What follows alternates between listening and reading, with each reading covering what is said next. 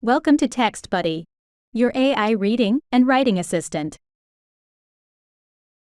In this episode, we will see how we can use TextBuddy to create the content for a recipe book in just a few minutes. The first step is to select the list of dishes or desserts we want to put into the book.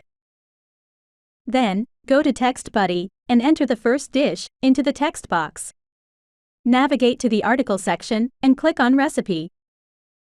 In a few minutes, TextBuddy will write a complete recipe article, including a list of ingredients, complete instructions, and a descriptive article.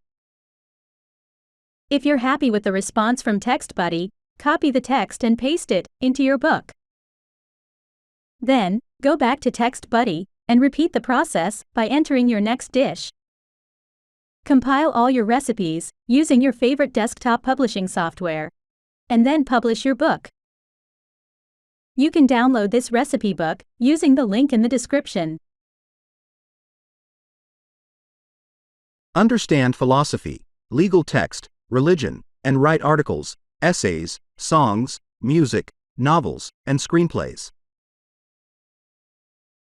TextBuddy is your AI reading and writing assistant.